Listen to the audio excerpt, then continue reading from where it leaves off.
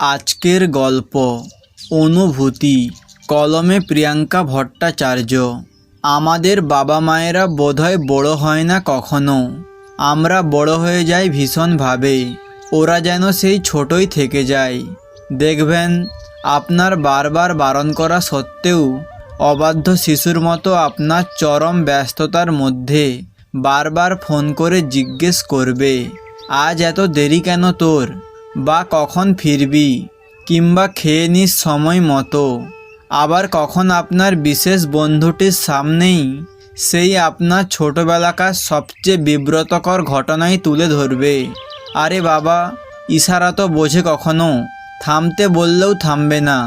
দরকারের সময় নিজের প্রয়োজনীয় কাগজটা হয়তো কোথায় রেখেছে মনে করতে পারবে না, কিন্তু আপনার স্কুলে যাওয়ার প্রথম দিনের ঘটনার পুঙ্খানুপুঙ্খ বিবরণ এক নিঃশ্বাসে বলে দেবে।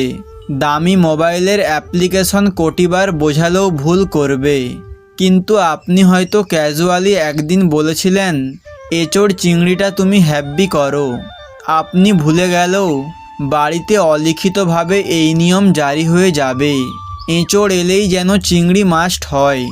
আপনার ক্লায়েন্ট মিটিং, স্কুলের খাতা দেখা, প্রেজেন্টেশনের প্রিপারেশন, সংসারের কাজ, বাচ্চা স্কুল, ব্যাংক, পোস্ট অফিসের আর্জেন্ট কাজ। বড্ড বড় যে এখন আপনি, অনেক বড়। সময় নেই আপনার একদম। কিন্তু ওদের দেখো, ওদের পুরো জগৎ জুড়ে বাচ্চাদের মতো শুধু আপনি। আপনার সেই ছোট্টবেলার গিফট পাওয়া পেন্সিল বক্স, খেলনা গাড়ি, পুরনো অ্যালবাম, দিব্যি আছেই, কিন্তু ওইগুলো নিয়ে খোশ মেজাজে, কোনো আক্ষেপও নেই। এর বাইরে কি হচ্ছে এতে ওদের কিছু যায় আসে না। ওরা বরং সেই ছোট্টটাই থাক, মাটির অনেক কাছে। ওই জন্য বোধহয় ওদের কাছে শান্তি পাওয়া যায়, ছাওয়া পাওয়া যায়, যা খুশি বলা যায়। বলতে গেলে ভাবতে হয় না, যা ইচ্ছে করা যায়, আবদার করা যায়, বকুনি দেওয়া যায়, জড়িয়ে ধরে কাঁদা যায়। কারণ আপনার হাসি মুখ ছাড়া ওদের বিশেষ কিছু চাহিদা থাকে না। আপনার জীবনের এই বাচ্চাগুলোই সুস্থ থাকুক, ছোটই থাকুক আজীবন, ভালো থাকুক।